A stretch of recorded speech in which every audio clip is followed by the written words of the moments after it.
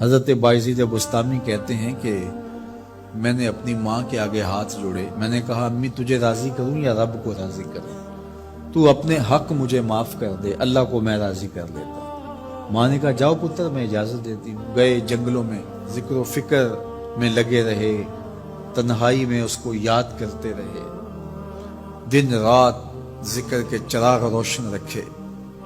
12 سال گزر گئے حق کی تلاش میں۔ ایک دن واپس بستام کے قریب سے گزر رہے تھے، خیال آیا چلتے چلتے ماں کو سلام کر جاؤں۔ دروازے کو دستک دینے لگے تو اس خیال نے ہاتھ روک لیا کہ ساری زندگی ماں کو سکھ تو دیا کوئی نہیں، اب دکھ بھی کیوں دینے لگے؟ رات کا ایک پہر بیت گیا ہے، سردیوں کی لمبی رات ہے، ماں بستر میں لیٹی ہوگی، تیرے لیے اٹھے گی، دروازہ کھولے گی، دروازے کے ساتھ ہی لگ کے بیٹھ گئے اور ساری رات کاٹ دی اس خیال سے کہ ماں کو تکلیف نہ ہو۔ جب سحری کا وقت ہوا تو اندر سے جو نالی آتی تھی اس نالی سے پانی آیا، سمجھ گئے میری ماں تہجد کے لیے اٹھی ہے اور وضو کا پانی ہے، تو فوراً دروازے پہ دستک دی۔ اندر سے آواز آئی بیٹا بایزید میں ابھی آئی۔ مائیں بیٹوں کے دستک کے انداز سے جان لیتی ہیں یہ کس بیٹے کے ہاتھوں کا لمس ہے۔ 12 سال کے بعد آئے، دستک دی، کہا بیٹا بایزید میں ابھی آئی۔ ماں کی تو نگاہیں ہی دروازے پہ رہتی ہیں۔ اللہ اکبر۔ کہتے ہیں کہ ماں نے دروازہ کھولا، 12 سال جنگلوں کی خاک چھانتے بیت گئی تھی، پراگندہ صورت، بکھرے ہوئے بال، پھٹے ہوئے کپڑے۔ میری ماں کی جب نگاہ میرے پہ پڑی تو اس کی چشمان سے موٹے موٹے آنسو ٹپکنے لگے اور اس نے ایسے ہاتھ پھیلا کے کہا مالک میرا بیٹا بایزید تیری طلب میں نکلا تھا، تو نے ابھی تک اسے اپنا قرب نہیں دیا۔ حضرت بایزید بستامی کہتے ہیں 12 سال کی ریاستوں سے جو کچھ نہیں ملا تھا ماں کے اٹھے ہوئے ہاتھوں سے مل گیا۔ میں نے کہا مالک میں تجھے کہاں ڈھونڈ رہا ہوں، تو کہاں موجود ہے؟ تو ماں باپ کی رضا اللہ کی رضا کا دروازہ کھولتی ہے۔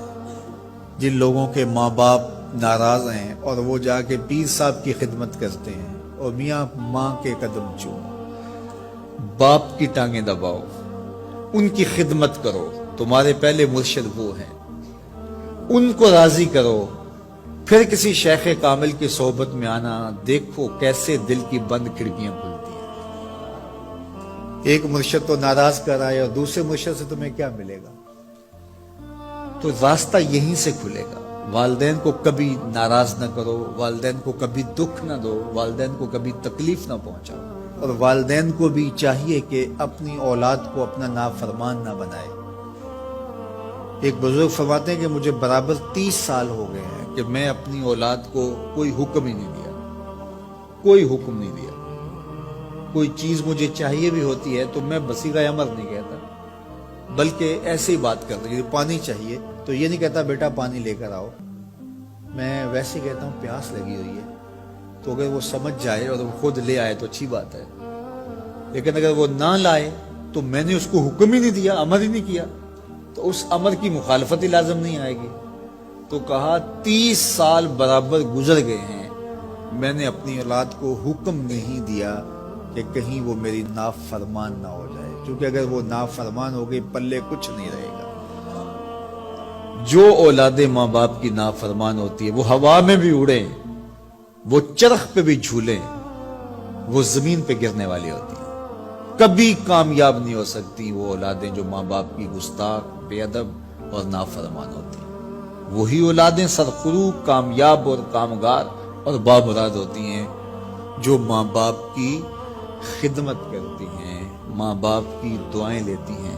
وہ ایک بچہ ماں باپ کے پاؤں دبا رہا تھا تو ایک بچہ ایک بر اعظم میں، دوسرے بر اعظم میں، تیسرے بر اعظم میں بڑے بڑے کاروبار کر رہا تھا۔ تو کوئی اس کا دوست ملنے آیا، اس نے کہا کہ اس نکمے کو بھی کہیں بھیج دو، فلاں جو ہے وہ یورپ میں ہے، فلاں امریکہ میں ہے، وہاں اتنی بڑی کمپنی اس نے کھولی ہوئی ہے، اس نکمے کو یہاں بٹھایا، اس کو بھیج دو، یہ تو نکمہ کسی کام کا نہیں۔ کہا یہ نکمہ ہی تو میرے کام آ رہا ہے، کہ نکمہ ہی تو میرے کام آ رہا ہے۔ تو اولاد خوش نصیب ہے کہ اپنے ماں باپ کی خدمت کرے، اور ان کے ساتھ حسن سلوک کریں۔